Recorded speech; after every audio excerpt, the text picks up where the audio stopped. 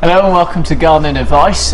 This is April's edition, and Easter is approaching here at the old Railway Line Garden Centre. So in the flower garden, Keith, in April there's lots to do. Lots of serious gardening to do, Matthew, indeed. Should we get down? Let's have a look. So with the weather improving now in April, obviously people are going to be out in the gardens more. So what is top of the list this month to do? Right, it's a great planting month. There's plenty of moisture in the soil, the days are getting longer. It's a great time to get plants into the garden, filling spaces, doing new beds. And April's probably the first month that you really want to get back into the garden and start enjoying the weather and enjoying the gardening again.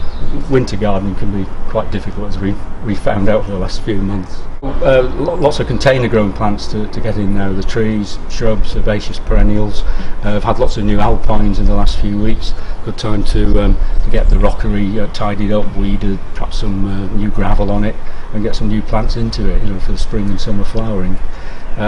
We've also got lots of smaller plants like the violas and the pansies, the end of the primulas, so it's great for just topping up pots or baskets, and they'll keep you going then until you can start doing the summer bedding in the latter part of May.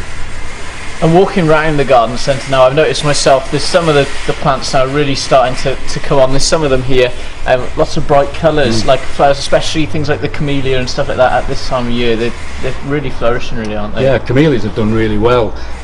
They make their flower buds in the latter part of the previous year, so they have plenty of water in August and September, got lots of buds on, and I've seen some spectacular camellias around the area in the last few weeks. So a lovely plant. They do need an ericaceous compost or acid soil, but well worth growing if you can.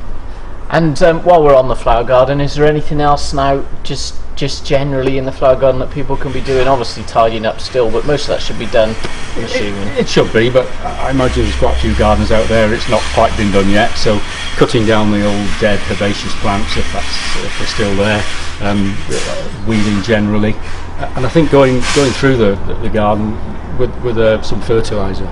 This time of year I just take a tub of chicken pellets, walk around the garden and literally throw them down, and that feeds for the rest of the season. It's a very easy job to do. Well, that's brilliant. Well, thanks very much, Keith.